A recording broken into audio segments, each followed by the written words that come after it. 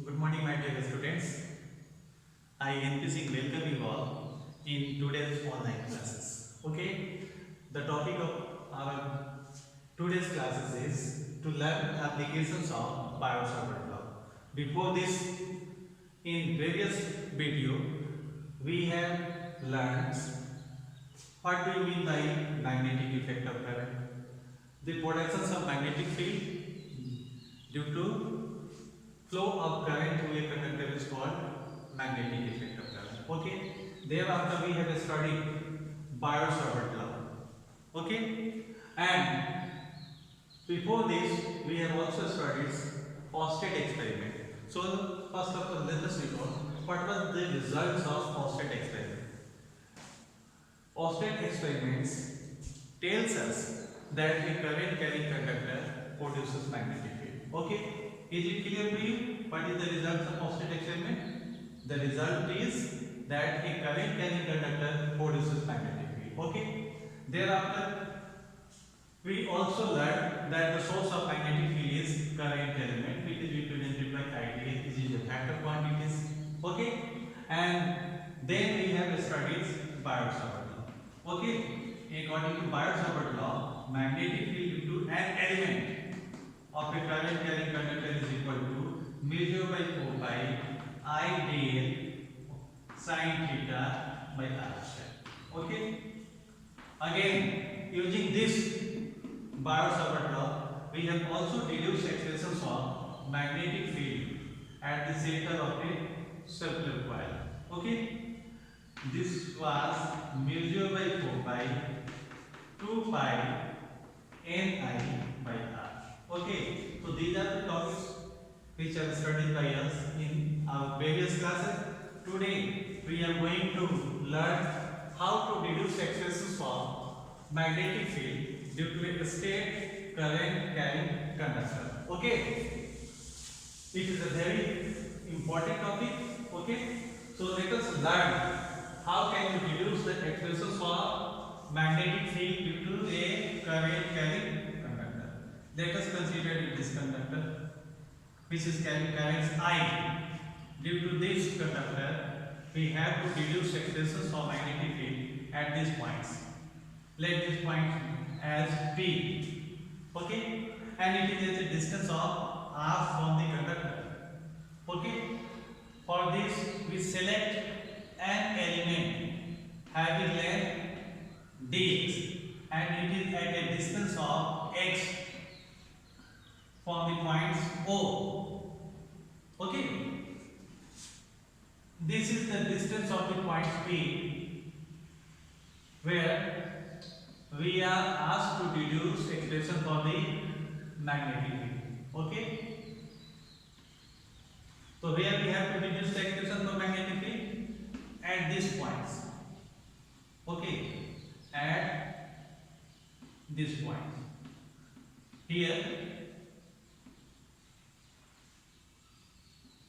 let the magnetic field be d. Okay, due to these elements and let this distance be r. Okay, so first of all we find the expressions for the magnetic field due to this element according to Biot-Savart.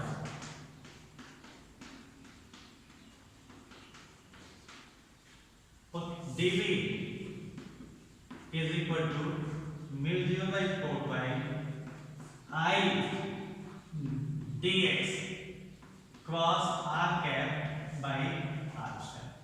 Now here it is required that first of all you should write the expressions of Biot-Savart law in factor form, because if we express the result in factor form, it gives informations about both magnitude and direction of the magnetic field. But if we simply write in a scalar form, how can you say what is the directions of magnetic field at the points? So first of all we should write the expressions in factor form. Here the magnetic field due to this element, here the length of the element is taken as dx. Okay, instead of dl we have taken dx. Okay, r cap, you know that r cap is a factor, unit factor, which is taken in the directions of the point of observations from the elements. तो ये क्या है आपका r cap unit vector. Okay, और ये r है distance कहां से, ये एलिमेंट से ये है डिस्टेंस किसकी, ये point centre of the point. और ये सब क्रॉस से क्या दिखाया गया है, क्रॉस से ये दिखाया गया कि यहाँ पर मैग्नेटिक फील्ड जो है इस एलिमेंट के कारण परपेंडिकुलरली इनवर्ट है, बोर्ड के प्लेन पर परपेंडिकुलर और किधर है इनवर्ट. आप इसके बेसिस पर कर भी सकते हैं. आप देख लीजिए कि आई ds का डायरेक्शन इधर है. ओके, आई ds का डायरेक्शन किधर है, तो आई ds का डायरेक्शन इस डायरेक्शन में है, एंड r कैप का इधर डायरेक्शन है. आप यदि ऐसे लेते हैं राइट हैंडेड ऐसे फोल्ड करते हैं तो क्या बताता है इनवर्ट. इसी को हम अगर यहाँ से प्रोसीड कर लें आगे, r कैप को हम आगे ले लें और ds को इधर ले लें तो आई ds को साथ करके क्या होगा इनवर्ट. तो यहाँ डायरेक्शन किधर हो गया, perpendicular to the plane and directed inward. और इनवर्ट मैग्नेटिक फील्ड को किससे दिखाया है, बोथ साइड से दिखाया है. आई बात समझ में. ओके, अब कहिए कि सर यहाँ पर आई dx को दिए हैं और sin थीटा और y क्या ले रहे हैं r स्क्वायर. तो आप ये कहेंगे कि सर ये थीटा कौन सा एंगल है, तो इन दोनों के बीच का एंगल है. ये दोनों means current elements and r cap के बीच का एंगल है. इट मींस ये एंगल हम कितना ले रहे हैं थीटा. Is it clear. आप कहिएगा कि हाँ, आप हम इसको इक्वेशन मान लिए तो आप अब ये काम करिए इसमें कि sin थीटा का वैल्यू, सबके वैल्यूज को निकालते हैं. हियर sin थीटा किसके इक्वल है, sin थीटा ओके सर ये एक्सटीरियर एंगल है, ये sum of the two opposite interior angle के इक्वल होगा. That is sin theta is equal to sin 90 degree plus alpha and this is equal to cos alpha. So in this equation I find the value of sin theta. Thereafter we are going to find the value of dx. Here in this triangle it will take tan alpha. Tan alpha is perpendicular, which is x, by base, that is r. Okay, so x will be equal to r tan alpha. X is equal to, or here x is becomes equal to r tan alpha. Okay, or therefore dx will become equal to r और tan square alpha, tan alpha की जगह उसका integration क्या हो गया sec square alpha d alpha. Okay, आप d by d alpha किए हैं तो dx by d अल्फा और d by d alpha r tan alpha आपको बाहर निकाले और tan का कितना लिखे हम sec स्क्वायर अल्फा. आई है बात समझ में. ओके, तो ये देख लें कि हमने ये वैल्यू भी निकाली है. अब बच्चों ये बताओ कि हमने dx की भी वैल्यू जान ली, sin थीटा का हम r का भी निकालते हैं. और जरा देखिए आप कि यहाँ से sec अल्फा अगर लोगे तो cos है base by hypotenuse, it will be sec equal to hypotenuse by base, that is r by r. So r is equal to r sec alpha. अब इस इक्वेशन में आप देख लें हमने sin थीटा का भी वैल्यू निकाला और इसके भी वैल्यू निकाला. ये सारे वैल्यूज हम लोग सब्स्टिट्यूट करते हैं इस इक्वेशन में. तब ये कितना हो जाएगा dv is equal to mu 0 by 4 pi. Okay, mu 0 by 4 pi I और dx की जगह क्या लेंगे आप r sec square alpha d alpha, r sec square alpha d alpha. sin theta की जगह आप क्या लिखेंगे, sin थीटा का वैल्यू यहाँ कितना है cos अल्फा, तो cos अल्फा लिखेंगे. ओके, बाय देख लिया, बाय क्या कीजिएगा अब किसका वैल्यू निकला है r का ना, r कितना है r square sec square alpha, r square sec square alpha. Okay, और आप इनका वैल्यूज को निकालें और देखिए ये रिजल्ट कितना है. ओके, तो ये रिजल्ट आपका देख लीजिए ये कितना होगा और dv is equal to mu 0 by 4 pi. Okay, इसको ठीक से देखिए आप mu 0 by 4 pi मैंने क्या किया sec स्क्वायर अल्फा को इससे काटा, एक r आप हटा सकते हैं इसके साथ, तो ये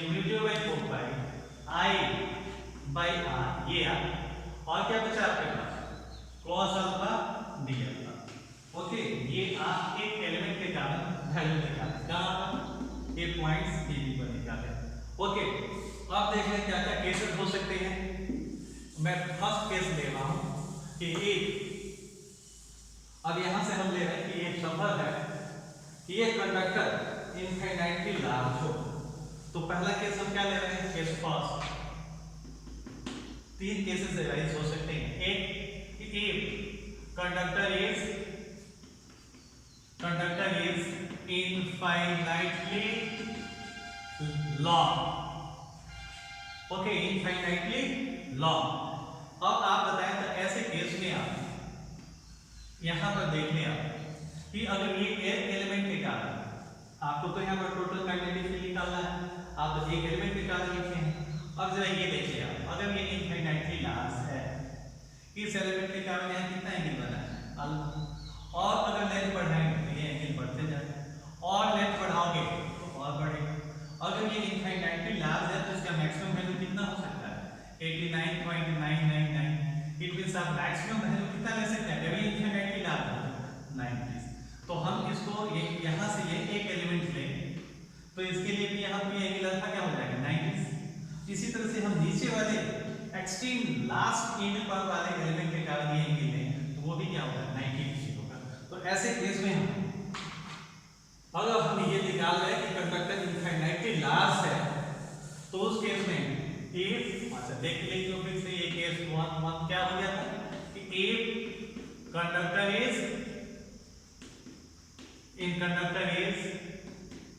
इनफाइनाइटली लॉन्ग, तो आप ये समझ गए कि then magnetic field due to whole conductor, due to whole and due to total whole conductor क्या हो जाएगा जी, इसको आप इंटीग्रेट कीजिए तो dv का इंटीग्रेशन क्या लीजिएगा b, और इधर भी आपको मिल जाएगा 4 पाई i by r cos alpha d alpha को इंटीग्रेट करना होगा। कहां से कहां तक, अभी आपने देखा कि अगर इनफाइनाइटली लार्ज है तो ये एंगल कितना हो जाएगा, -π/2। इसके लिए जो हम यहां पर ये एलिमेंट देंगे इसके लिए हम ये एंगल कितने देने जा रहे हैं, अगर ये इनफाइनाइटली लार्ज है तो -π/2, और इधर वाले के लिए कितने लेने जा रहे हैं, ये अगर इनफाइनाइटली लार्ज है तो π/2। ओके, तो ये कितना है, यहाँ देखिए आप π/2। अब dv का इंटीग्रेशन हो गया b। ओके, और यहाँ कांस्टेंट को बाहर निकालो तो मिल जाएगा 4 पाई i बाई r, और integration of cos alpha d alpha कितना है आपका, cos का इंटीग्रेशन कितना होता है, sin अल्फा, सो sin अल्फा d अल्फा, और लिमिट कहां से कहां तक लेंगे, -π/2 टू π/2। अब आप देखिए ये रिजल्ट आपका हो जाएगा कितना, इसको देखा जाए तो ये b equal to μ/4 pi, okay, μ/4 pi i by r, और देखो जी sin अल्फा और d अल्फा, देखिए आप cos के इंटीग्रेट किए थे ना तो cos का कितना होता है sin अल्फा, और लिमिट कहां से कहां तक लेना है, -π/2 टू π/2।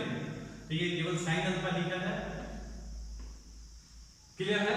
तो आप ये लिमिट देखिए तो sin का लिखेगा यहाँ अपर लिमिट तो π/2, okay, minus sin minus π/2। Is it clear, it is equal to μ/4 pi, okay, i by r, और यहाँ बच्चा देखो ये तो sin π/2 और sin माइनस थीटा कितना होता है, minus sin theta, so minus sin theta, और यहाँ भी ये माइनस है, इज इक्वल टू sin π/2। क्यों, क्योंकि मैंने एक रिजल्ट यूज किया कि sin माइनस थीटा इसके इक्वल होता है माइनस sin थीटा के, ओके, sin π/2 इज 1 और ये 1, so it becomes equal to μ/4 pi और 2i बाई r। तो ये 12 का केस है, मैं ऐसे ही रखना पसंद करता हूँ क्योंकि μ/4 पाई का वैल्यू चेंज करना -7 देने में सुविधा होती है, इसलिए हम इसको काटते नहीं हैं। आपको भी ऐसे ही सुविधा होगी, जैसे आप उसको ऐसे ही याद करें। ओके, अब एक सेकंड केस क्या है, यहाँ तक तो क्लियर है। अब एक सेकंड केस हो सकता है एक कंडक्टर इनफाइनाइटली लार्ज है, केस 2 है ना, और आप ले रहे हैं एक बॉटम पर, ओके। तो अब ये केस ले आप, ये केस क्या है आपका, ए पॉइंट आपका point of observation is at the bottom of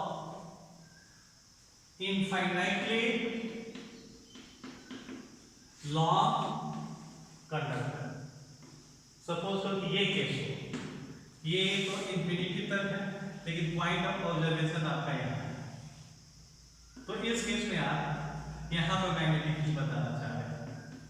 तो इस केस में आप क्या कीजिएगा, आप इंटीग्रल ऑफ dt लेंगे, देन इधर क्या था म्यू 0/4 और क्या लिखे आप म्यू 0/4 और क्या था आपके पास I, ठीक है ना, I/r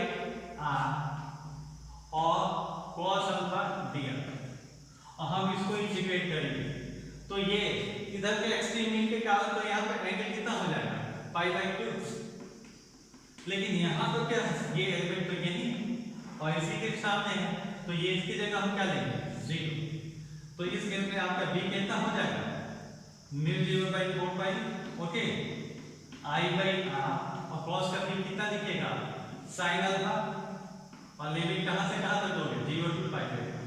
आप जान गए कि इस केस में मैग्नेटिक फील्ड म्यू 0/4 और I/r क्योंकि sin 90 डिग्री तो 1 हुआ sin 0 आप ये समझ गए ये हाफ है किसका, जो ये केस लिए थे आप जहां की इनफाइनाइटली लार्ज था इस केस में, तो यहाँ पर क्या था एक्सप्रेशन, यहाँ पे एक्सप्रेशन था b इक्वल टू म्यू 0/4 और 2I/r, अभी क्या है हाफ पार्ट इसका नहीं, इसलिए म्यू 0/4 2I/r इसका क्या हो गया है हाफ हो गया।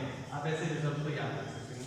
एक लास्ट केस है आपका कि conductor is of finite length, okay, तो इफ केस पार्ट क्या हो गया आपका कि if conductor is of infinite length was fast, second infinitely large but at point of observation is at the bottom, और केस पार्ट क्या है if conductor is of finite, clear है।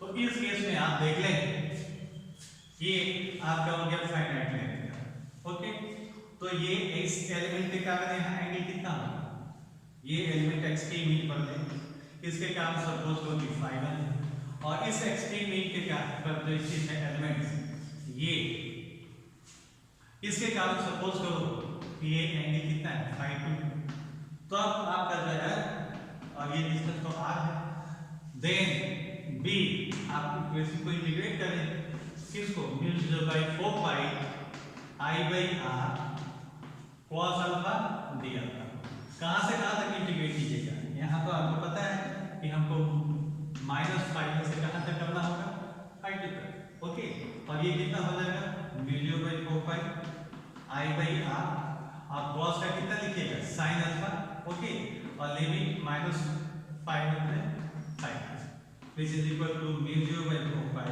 Okay I/r, ठीक है जी, और sin एक बार क्या लिखिए upper limit sin π minus sin -5, okay, जो किसके इक्वल हो गया म्यू 0/4 I/r और यहाँ क्या लिख रहे हैं आप sin π1 प्लस sin π2।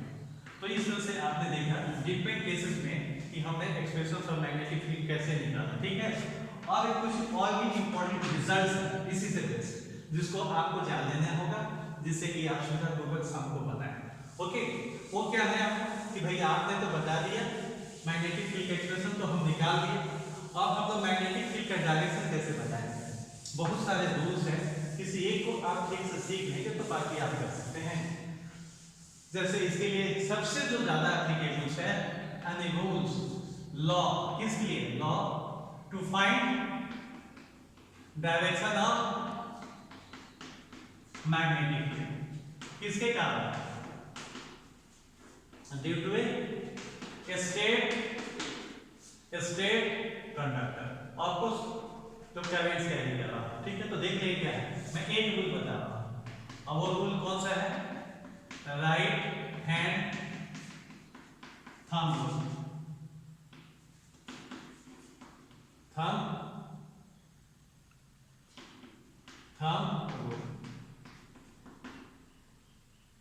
वो क्या है आपका राइट हैंड थंब। देख लो इसको कि ये है आपका राइट हैंड थंब। ये स्टेटमेंट आप लिखेंगे, लेकिन आप जो है पहले इसको समझ लें। अगर ये स्ट्रेट कंडक्टर है और ये यहाँ हमको आपका इसी के कारण हमें किसी पॉइंट पर मैग्नेटिक फील्ड जानना है। ये राइट हैंड का क्या है, थंब, ओके। और ये थंब किधर इंडिकेट कर रहा है, करंट के डायरेक्शन। तो जैसे ये उंगली मुड़ी हुई है ना आपकी, ये जैसे फिंगर की जो कर्लिंग है, ये कर्लिंग ऑफ द फिंगर देखो ये ऐसा है, ओके, बशर्ते कि करंट का डायरेक्शन ये है। तो कर्लिंग ऑफ द फिंगर क्या बताता है, मैग्नेटिक फील्ड लाइंस। तो मैग्नेटिक फील्ड लाइन से तो मैग्नेटिक फील्ड का डायरेक्शन नहीं पता चलेगा। आप ऐसा तो नहीं ना कहेंगे कि सर ये एंटी क्लॉकवाइज है। मैग्नेटिक फील्ड लाइन से कैसे पता चलता है मैग्नेटिक फील्ड का direction, by drawing a tangent at a point, okay. तो यहाँ पर मैग्नेटिक फील्ड का क्या हो गया, डायरेक्शन हो गया, क्लियर है। और ये भी याद कर लें, ये भी आपको सुविधा देगा कि बहुत केसेस में तो हम प्लेन में ही बात करते हैं। अगर प्लेन में ही है, आप देख लीजिए इसी प्लेन में, बोर्ड के प्लेन में जैसे कंडक्टर है और इसी प्लेन में हमको इस साइड मैग्नेटिक फील्ड बताना है, तो हम कैसा लेते हैं, परपेंडिकुलरली इनवर्ड। और इस साइड मैग्नेटिक फील्ड बताना है, हम क्या लेंगे, परपेंडिकुलरली आउटवर्ड। डॉट कैसा फील्ड बताता है, परपेंडिकुलरली आउटवर्ड। पर ये हर पॉइंट्स के लिए नहीं। तो फिर से आप देख लें इसको, मैंने क्या कहा कि अगर हम स्ट्रेट कंडक्टर को अपने राइट हैंड से ऐसे ग्रैब करें कि हमारा थंब क्या बता रहा है, डायरेक्शन ऑफ इलेक्ट्रिक करंट। तो जैसे उंगलियां मुड़ी हुई है, ऐसे मुड़ी हुई है ना, ये मैग्नेटिक फील्ड लाइंस बताती है। और मैग्नेटिक फील्ड लाइन से किसी पॉइंट पर डाला गया टेंजेंट क्या बताता है, मैग्नेटिक फील्ड बताता है। तो यदि हमें इस पॉइंट पर, जैसे कि देखिए इस पॉइंट पर हमको बताना है, इस पॉइंट पर कि मैग्नेटिक फील्ड किधर होगा, तो हम अगर यहाँ पे ये टेंजेंट ड्रॉ करें तो कैसा है टेंजेंट, इनवर्ड। अगर आप यहाँ पर ले रहे हैं, उंगली तो ऐसे मुड़ी हुई है, तो यहाँ टेंजेंट किधर होगा, यहाँ किधर होगा। तो हर पॉइंट पर टेंजेंट का डायरेक्शन बदल रहा है और मैग्नेटिक फील्ड के डायरेक्शन से बदल रहा है। आई बात समझ में। तो आपका स्टेटमेंट क्या हो जाएगा कि if we grab the straight current carrying conductor with our right hand in such a way that the thumb indicates the directions of the electric current, then the way of curling of the finger represents magnetic field lines due to the straight conductor, and a tangent drawn at a point on the field lines gives directions of magnetic field at that point. दूसरे भी rules है बेटा, जैसे कि आपका right hand palm rule या Maxwell's quark rule, आप इसको ठीक से सीख लें, ओके। हमें लगता है कि आप वो दोनों भी कर सकते हैं, ओके।